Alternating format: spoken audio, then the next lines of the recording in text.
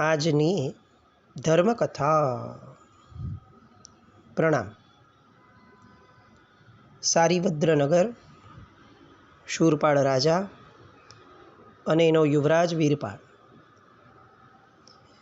એ જ વીરપાળ કે જેણે શ્રીવર્મ કુમારને વરવા નીકળેલી વસંતશ્રી પર એની રક્ષા કરવાના બહાને નજર બગાડી હતી. જેની જાણકારી, જેનો અણસાર, જેનો અંદેશ શ્રીવર્મ કુમારને પણ હતો. પણ એક સુજ્ઞ વ્યક્તિ, એક સજ્જન વ્યક્તિ, જ્યાં સુધી કોઈનો દોષ છતો ન થાય અથવા એના દોષના કારણે કોઈ વિશેષ નુકસાન ન થાય ત્યાં સુધી સામે ચડીને કોઈનો દોષ છતો કરતો નથી. સામે ચડીને કોઈના દોષની સામે મોરચો માંડતો નથી. કારણ કે એ જાણે છે કે દુનિયા દોષથી ભરેલી રહેવાની જ. જ્યાં સુધી એ દોષનું આપણને કોઈ વિશેષ નુકસાન નથી થતું, વ્યક્તિગત રીતે, સામાજિક રીતે કે સાર્વત્રિક રીતે, સમષ્ટિગત રીતે, ત્યાં સુધી કારણ વગર કોઈના દોષોને છતા કરવા એ બહુ ઇષ્ટ નથી. બીજી વસ્તુ, એનામાં દોષ હતો પણ સામે એ વર્તાતું હતું કે એના દરેક પ્રયત્નો નિષ્ફળ જતા હતા. એનો અર્થ કે પુણ્યહીન વ્યક્તિ હતો. આ બાબતમાં પુણ્યહીન વ્યક્તિના દોષને મોટો કરવામાં સૌથી મોટું નુકસાન એ થાય કે એનું પુણ્યહીન હોવા છતાં એને દરેક જગ્યાઓએ એને વ્યાપ્ત મળે, એને પ્રચાર મળે. આ એક બહુ જ શાણી અને ચતુર વ્યવસ્થા છે કે પુણ્યહીન વ્યક્તિ હોય એના દોષનો ક્યારેય વ્યાપ ન કરવો. કુદરત ઈચ્છતી નહોતી કે આનો વ્યાપ થાય એટલે એણે પુણ્યહીન બનાવ્યો. પણ આપણે આપણી કુમતીના લીધે કે અવળી મતીના લીધે આપણે એનો એવી રીતે વ્યાપ વધાર્યો કે એ બાબતનું એનું પુણ્ય ન હોવા છતાં આપણે એને પુણ્ય એ બહારથી સપોર્ટ આપીને ઊભું કરી આપ્યું. શ્રીવર્મ કુમાર આ બધા જ કર્મગ્રંથના અભ્યાસો, કર્મગ્રંથના પદાર્થો, એ બધા પદાર્થોને ગુરુકુલવાસની અંદરમાં પોતે જ્યારે અલગ અલગ પ્રકારના શાસ્ત્રો ભણ્યા, એ શાસ્ત્રોની અંદરમાં એ આ સમજ્યા હતા. આજે આપણે ત્યાં સૌથી મોટી મુશ્કેલી આ છે. આપણું ભણતર એ કોઈ પણ પ્રકારે આવી સમજણ કેળવાવી શકે એવા વિષયો સાથેનું આવતું જ નથી. અને બીજો એક મેજર પ્રોબ્લેમ એ છે કે આપણા પોતાના શાસ્ત્રો આવી બધી અલગ અલગ વિષયોની પાવરધી નીતિ કહી શકાય એવી નીતિ ધરાવતા હોવા છતાં આપણા શાસ્ત્રો ભણવામાં કે શોધવામાં કે એમને ઉજાગર કરવામાં આપણને જ રસ નથી. કદાચ કેટલોક સમય જશે અને વિદેશીઓને હાથમાં આપણા કેટલાક આવા વિષયો લાગશે. એ વિદેશીઓ આ વિષયોને કમર્શિયલ મોડ આપી અને એને કંઈક બહુ મોટા વૈજ્ઞાનિક પુરાવા તરીકે મૂકશે. ત્યારે આપણું જૈન જગત, આપણો ગુજરાતી વર્ગ અને આપણો દેશ એ બધા ઘેલા થશે અને ત્યારે આપણે વખાણશું કે ઓહો કેટલું સરસ છે, પણ આ બધું આપણું હો. ત્યારે આપણે ગર્વ લેશું કે આપણું. આ કમનસીબી. પણ શ્રીવર્મ કુમાર એ આ બધી જ શાસ્ત્રોની અલગ અલગ નીતિઓના બહુ જ પ્રખર જાણકાર હતા. અત્યાર સુધી આપણે એમના 2 પ્રયોગો જોયા જે આગલા રાજ્યોમાં થયા. હવે એ પ્રયોગોની વાતો, એ એમની વિદ્યા જાણકારીની વાતો અહીંયા રાજા શૂરપાળ સુધી તો આવી જ હતી.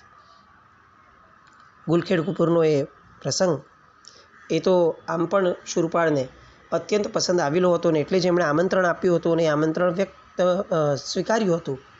એટલે શ્રીવર્મ કુમાર એ પોતાના નગરે જતાં પૂર્વે અહીંયા આવ્યા છે. એમનો ભવ્ય નગર પ્રવેશ થયો. અષ્ટાનિકા ઉત્સવ, રથયાત્રા આદિ ધર્મ અનુષ્ઠાનો શ્રીવર્મ કુમારે પોતાના તરફથી કરાવડાવ્યા. એ પછી રાજવહીવટ, લોકસંપર્ક એ બધામાં એ પરોવાયા કેટલાક દિવસ માટે, જેમ બીજા રાજ્યોમાં પરોવાયા હતા એ જ રીતે. એમાં એક દિવસ રાજ્યસભા ભરાઈ હતી. વહીવટી કાર્યો પતી ગયા હતા. અચાનક જ રાજા શૂરપાળે કુમારને કીધું કે કુમાર, અમે એક મરકતમણી બહુ ઉત્તમ કોટીનો જે દિશે છે અને ઘણો મોટો છે એ ખરીદ્યો છે કેટલાક સમય પહેલાં જ. એની વિશેષતા એ છે કે એમાં અંદરથી ચતુર્ભુજા ગજલક્ષ્મી એની આકૃતિ દેખાય છે. કોઈ કોતરણી નથી. રત્નમાં આપોઆપ જ આવી આકૃતિ ઉપસે છે. 1,00,000 સોનૈયા ચૂકવ્યા છે. પણ હવે એનો બીજો કોઈ ઉપયોગ શું કરવો એમને સમજાતું નથી. એટલે મેં એવું નક્કી કર્યું છે કે હવે મારે એને પૂજામાં વાપરવું છે. પણ તમે આની પૂર્વે પેલા જે રત્ન તરીકે દેખાતો હતો એને લોખંડના ટુકડા તરીકે સાબિત કર્યો છે. એ વાતો અમારા સુધી પણ આવી છે.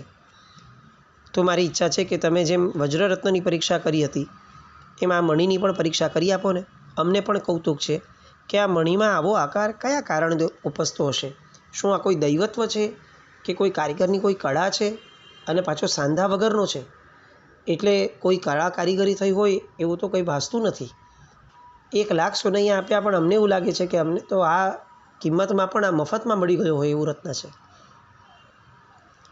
મણી મંગાવવામાં આવ્યો, કુમારને બતાવ્યો. કુમારે સંમતિ આપતા સૂક્ષ્મ દ્રષ્ટિથી જાંચ પડતાલ શરૂ કરી. સભા ભરાણી હતી.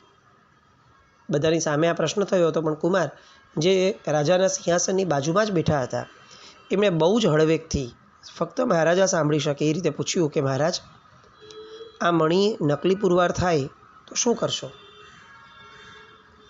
રાજાએ કીધું કે કુમાર, તમે મજાક કરો છો, હાંસી કરો છો? અને કુમારે કીધું કે કુમાર દેવ, આપ તો મારા પિતા તુલ્ય છો, હું આપની હાંસી કેવી રીતે કરું? અને રાજા ખળભળાટમાં અંદર સ્તબ્ધ થઈ જાય છે, અને છતાં એમ કહે છે કે તમને જેવું લાગે તેવું વિના સંકોચે કહો, કોઈ વાંધો નથી. અને રાજસભામાં જાહેર કરે છે કે અત્રે કુમારનું જાંચ પરીક્ષણ થયેલ છે. એમને જે હવે આ લાગ્યું છે એ બહુ સ્પષ્ટપણે એ આપણને જણાવશે. અને કુમાર બધાની વચ્ચે આવીને કહે છે કે કુમાર દેવ, રાજન, સાંભળી લો. આ મણી એક કૃત્રિમ છે. આ સાચો જાતિવંત મણી છે જ નહીં. અને એમાં જે લક્ષ્મી પ્રતિમા દેખાય છે એ આ મણીની અંદર સ્ફટિક રત્નની ઘડેલી અંદર આકૃતિ એને ગોઠવી દેવામાં આવી છે. અવાક થઈ ગયા છે. સભામાં સન્નાટો છવાઈ ગયો. આજ સુધી દેશ વિદેશમાં જતા આ રાજ્યના વ્યક્તિઓ પોતાના મણીની 4 મોઢે પ્રશંસા કરતા હતા. બધાને એવું લાગતું હતું કે અમારી પાસે જે છે આ જગતમાં ક્યાંય મળવું મુશ્કેલ છે. અને આજે આ વ્યક્તિ બહારથી આવેલ આ કુમાર એ અચાનકથી આને સાવ કૃત્રિમ કહી અને એને કોડીની કિંમતનું ગણકારી દે છે. આ કઈ રીતે બને? પણ બોલવું કઈ રીતે સામે? કારણ કે કુમાર પોતાની કળાઓ આ પૂર્વે પુરવાર કરી ચૂક્યા છે આગળના રાજ્યોમાં. દરેકને કુતૂહલ થયું. કોઈ સૂઝબૂઝ નથી. છતાંય થોડી કળ વળી એટલે રાજા બોલ્યા કે પણ મણીની અંદરમાં ક્યાંય સાંધો તો દેખાવો જોઈએ ને, જો એ કૃત્રિમ હોય તો. આ તો એકાકાર છે ને અખંડ છે. તો આમાં પ્રતિમા રાખી છે આવું તમે કયા આધારે કહી શકો છો? અને કુમારે કીધું મહારાજ, એક કામ કરો, કડકડતું તેલ મંગાવો, આપણે આ મણીને એમાં બોળી દઈએ. થોડી જ વારની અંદરમાં આના સાંધામાં પુરાયેલો મસાલો એ ઉખડી જશે અને સાંધા સ્પષ્ટ જણાઈને આવશે. રાજાએ તરત તે પ્રમાણે કરાવ્યું. અંદર મણી મૂક્યો. કેટલીક ક્ષણો વીતી અને કુમારની વાત યથાર્થ થવા લાગી. પહેલાં સાંધા દેખાયા, પછી છૂટા પડ્યા, અને પછી અંદરની પ્રતિમા પણ છૂટી પડી ગઈ. આખો ને આખો મણી જે અખંડ લાગતો હતો, જે દૈવત્વવાળો લાગતો હતો, એ મણી અલગ અલગ ટુકડાઓની અંદરમાં સાવ એક પથ્થરની જેમ વહેંચાઈને છૂટો થઈ ગયો. સભા સ્તબ્ધ છે. રાજા દિગ્મૂઢ થઈ ગયો કે કુમાર, આ પડે મને હર્ષ અને શોક બંને અનુભવાય છે. શોક એટલા માટે થઈ રહ્યો છે કે અમારા અજ્ઞાનના કારણે અમે આટલા બધા છેતરાયા, અને આનંદ એટલા માટે થઈ રહ્યો છે કે આવી અદ્ભુત રત્ન પરીક્ષા તમે ફક્ત એકવાર નજર ફેરવવા માત્રથી કરી શકો છો. અને મારે ત્યાં તમારી આ રત્ન પરીક્ષાની જાણકારી તમારી જે છે એના અંશમાં પણ કોઈ આવે એવું એક વ્યક્તિ મારા રાજ્યમાં નથી. ખરેખર આપ પધાર્યા એનો મને આનંદ છે. કુમારે કહ્યું કે રાજન, આવું તો થાય. કેટલીક વસ્તુઓ ક્યારેક ભાગ્યના કારણે શ્રેષ્ઠ વ્યક્તિઓ પણ છેતરાય. છેતરાયા માત્રથી એવું પુરવાર નથી થતું કે આપણે અજ્ઞાની છીએ. કુમારનો આ વિનય, કુમારનો આ ઔચિત્યપૂર્વકનો વિવેક રાજા આ બધા પર ઉભારી જાય છે અને વિનંતી મૂકે છે કે મારા ખજાનામાં આવા અનેક મણીઓ છે જે અમારામાંના જ કોઈ કે કુમારે વીરપાડે આ બધાએ જ પસંદ કરેલા છે, તો તમે હવે બધા ચકાસીને આપો, કારણ કે મને હવે કોઈ એક પણ પરીક્ષક ઉપર કોઈ શ્રદ્ધા નથી રહી. કુમાર સ્પષ્ટ ના પાડે છે કે એવું ન હોય રાજન. ક્યારે પણ કોઈ એક પ્રસંગમાં નિષ્ફળ ગયા માત્રથી આપણે દરેક પ્રસંગોને નિષ્ફળતાના એરણ ઉપર આંકવાની ભૂલ ન કરવી જોઈએ. એવું થાય ક્યારેક, અને તેમ છતાં આપણે મન છે તો કેટલાક વિશેષ મણી મંગાવો, આપણે ચોક્કસ ચકાસી લઈએ, પણ એટલા માત્રથી પરીક્ષક ઉપર કુશંકાઓ કરવી એ એટલું યોગ્ય નથી. કેટલોક તો સમય પણ કામ કરતો હોય, કેટલોક સમય જ એવો હોય કે જ્યારે દરેક વ્યક્તિને અવળું સૂઝે, એટલા માત્રથી વ્યક્તિઓ ઉપર શંકા કરવી એ કેટલે અંશે યોગ્ય છે. આખી પ્રજામાં ચારે બાજુ કુમારનો જય જયકાર થવા લાગ્યો. કુમારનું ગુણ પરીક્ષણ, કુમારની કળાઓ, એના વખાણ તો થયા. સૌથી મહત્ત્વના વખાણ, પ્રશંસા લોકોની અંદરમાં જે પ્રગટી, એનું કારણ હતું કુમારનો આ વિનય. અને એની સામે હવે એમનો યુવરાજ વીરપાળ એ એમને મૂર્ખ દિસવા લાગ્યો. અને પ્રજામાંથી અવાજ ઉઠ્યો કે કેટલાક દિવસો માટે જેમ પહેલાં સુદર્શન કુમારમાં પરિવર્તન આવી ગયું, એમ આપણા કુમારને પણ, વીરપાળને પણ આ શ્રીવર્મ કુમાર ભેગો રાખવામાં આવે. રાજા સુધી વાત પહોંચી. રાજાને પણ લાગ્યું કે આ ખરેખર આ જ કરવા જેવું છે. શ્રીવર્મ કુમારને વિનંતી કરાઈ. એમને તો થોડું એવું પણ લાગ્યું કે આ બધી વસ્તુઓ યોગ્ય નથી થઈ રહી. કોક એક વ્યક્તિ સારું દેખાય એટલા માત્રથી બીજાને ખરાબ ચિતરવો, એવું પણ કેમ થવું જોઈએ? મહેમાન છું, પણ તેમ છતાં ઔચિત્યપૂર્વક બધું કરતા થયા. આ બાજુ વીરપાળને જણાવવામાં આવ્યું, પણ વીરપાળ એ જ ઉદ્દંડતા મનમાં રાખીને બેઠો હતો. એટલે સામે ચડીને કહી દીધું કે હું એમની પાસે રહીશ ખરો, પણ એમના ગુણ મારામાં આવે કે નહીં એવું હું નક્કી ન કહી શકું, એટલે પાછળથી કોઈએ મને સંભળાવવું નહીં. અને એ આ જવાબ સાંભળી અને શ્રીવર્મ કુમાર બહુ સહજતાથી સ્વીકારી લે છે કે આ વ્યક્તિમાં આજે નહીં, અનંતકાળ પણ ભેગા રહેવા છતાં કોઈ પરિવર્તન આવશે નહીં. કારણ કે પરિવર્તન લાવનાર માણસો, એમની જે વિચારધારાઓ હોય છે એ બહુ અલગ હોય છે. પરિવર્તન આવશે કે નહીં એ કાળ ઉપર, પ્રારબ્ધ ઉપર, પુરુષાર્થ ઉપર એટલું આધીન નથી જેટલું આધીન એ લક્ષ્ય ઉપર છે. જેનું શરૂઆતથી લક્ષ્ય જ એવું છે કે થાય તો ઠીક, ન થાય તો કાંઈ વાંધો નથી, એ માણસ ક્યારે પામી શકે? એટલે અહીંયા કુમાર બહુ વિશેષ મહેનત વીરપાળ ઉપર કરવાની મૂકતા નથી. કેટલોક સમય સાથે રહે છે, પણ આ સમયગાળા દરમિયાનમાં શૂરપાળ રાજાની જે કન્યા હતી ચંદ્રશ્રી, એને એવું મન થયું કે મેં જે પણ ગ્રહણ કર્યું છે કે રાધાવેદ સાધશે એની સાથે હું પાણી ગ્રહણ કરીશ. આ કુમારને જોઈને મને સહજ આકર્ષણ થઈ રહ્યું છે, કુમારની વાતો સાંભળીને મને સહજ આનંદ સ્ફુરી રહ્યો છે. એટલે પિતાજીને વિનંતી કરે છે શૂરપાળને કે આપ એમને કહો ને કે રાધાવેદ સાધવા પ્રયત્ન કરે. કુમારે ઔચિત્યના સ્વીકારપૂર્વક એ પણ માંગણી પૂરી કરી. રાધાવેદ સાધ્યો. અંતે ચંદ્રશ્રી સાથે એમનું લગ્ન થયું. 11 કન્યાઓ સાથે કુલ મળીને અત્યાર સુધી આ 3 રાજ્યોમાં જે એમનું જવાનું થયું વિનય માટે, એમાં 11 કન્યાઓ સાથે એમના કુલ મળીને લગ્ન થયા. કુમારને હવે સ્વદેશ સંભાળ્યો. પોતાના માતા પિતા યાદ આવ્યા. શૂરપાળ રાજાની રજા લીધી. ચંદ્રપુર વળી પ્રયાણ કર્યું.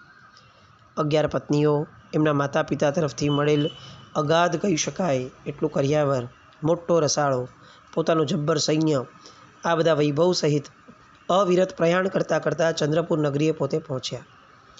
રાજા નરપુંગવે પોતાના વિજયી દીકરાનું અતિ ભવ્ય કહી શકાય એવું સામયું કર્યું. પિતા હોવા છતાં નગરના છેક છેવાડા સુધી, સીમાડા સુધી એ એમને લેવા ગયા. નગરજનો તો હિલોળે ચડ્યા.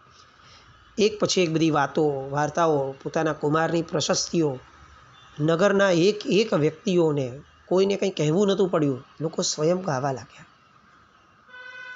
પુણ્યશાળી વ્યક્તિ, એનું ખરું પુણ્ય આ છે. આપણને અત્યારે ઘણીવાર આવું લાગે કે આ રાજનેતાઓ કેટલા પુણ્યશાળી છે, આ આપણા સમાજમાં દેખાતા મોટા વ્યક્તિઓ કેટલા પુણ્યશાળીઓ છે. પણ ખરી પુણ્યશાળીતા, લોકપ્રિયતા એ નથી કે જેમાં તમે કંઈક કામ કર્યું હોય અથવા કામના વખાણ અથવા એની પબ્લિસિટી કર્યું હોય, એના કારણે કેટલીક ક્ષણો માટે આવેગમાં ને આવેગમાં લોકો બોલવા લાગે અને પાછી કેટલાક દિવસો અને ક્ષણો જતાં બધું સાવ ભૂલાઈ જાય અને એક પણ વસ્તુનો લવલેશ પણ કહી શકાય એટલો અહોભાવ પણ ન ટક્યો હોય, એ પુણ્યનો ચમકારો કઈ રીતે ગણાશે? પરપોટાઓ એ ક્યારેય પણ પાણી નથી આપી શકતા.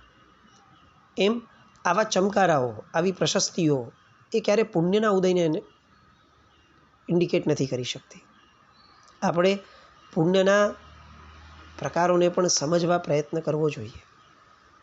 કેટલીક સુજ્ઞ વ્યક્તિઓ દ્વારા પુણ્યના કેટલાક પ્રકારોને સમજ્યા વિના એને પુણ્યશાળી ગણવાનું જે લેબલ લગાડાઈ જાય છે, એ પણ ક્યારેક સમષ્ટિગત રીતે એ નુકસાનકારક સાબિત થાય છે.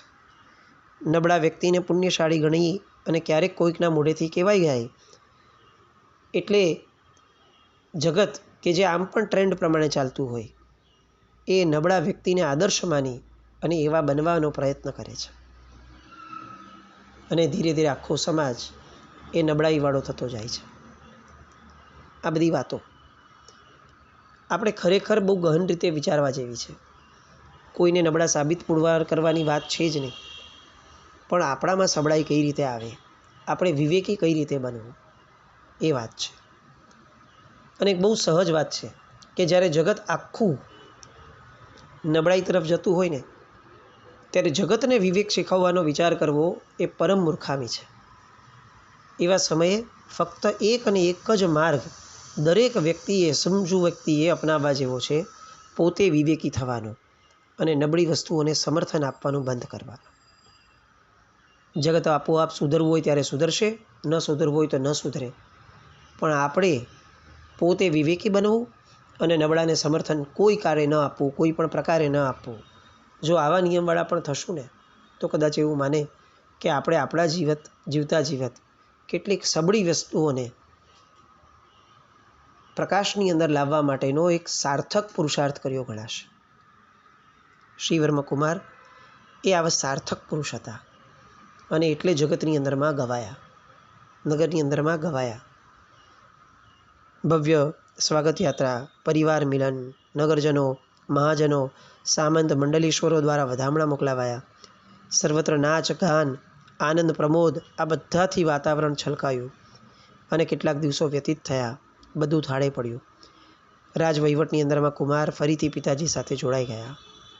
કેટલાક દિવસ થયા અને ફરી એક બનાવ બને છે કે જે બનાવમાં આ કુમારની ગુણ સંપન્નતા, એમનું કલા કૌશલ્ય, એમની પારખું નજર, એમની વેધક દ્રષ્ટિ, આ બધા ગુણો ફરી એકવાર એ ઉદયમાં આવે છે.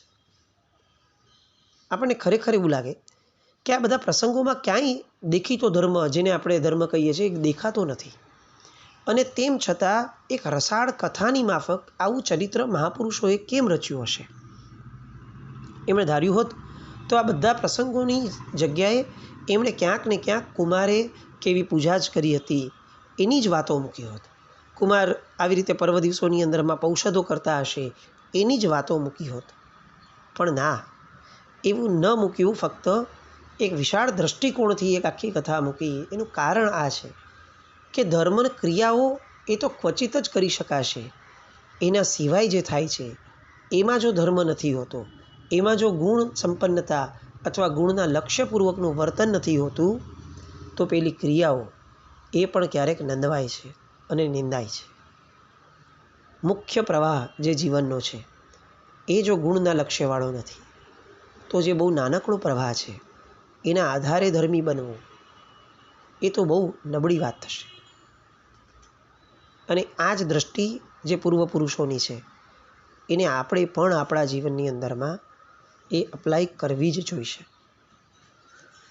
જીવનના બહુ જ નાના સમય માટે કરેલો ધર્મ, કેટલાક દિવસો માટે કરેલો તપ અને પછીથી અને પહેલાં આ બંને સમયગાળાની અંદરમાં આપણે બહુ જ છૂટા બની અને કરેલા એ અધર્મો, નિંદાય તપ, એ રીતને જીવેલું જીવન, આ બધું હોવા છતાં પોતાને તપસ્વી, પોતાને ધર્મી, આ બધા લેબલ લગાડી અને આપણે જે જીવીએ છીએ, આ બધી જ વસ્તુઓ કરતાં આપણે સમજવું પડશે કે આપણે ભવિષ્યની પેઢીને ધર્મી કેવો હોવો જોઈએ, તપસ્વી કેવા હોવા જોઈએ, આરાધક કેવા હોવા જોઈએ, એનો જે દાખલો બેસાડીએ છીએ ને, એ પાછળના 18,500 વર્ષ સુધી એ પરમાત્માના શાસનની અનહદ નિંદા અને અનહદ આશાતના કર્યાના પાપના ભાગીદાર નહીં પણ કરતા બનીએ છીએ.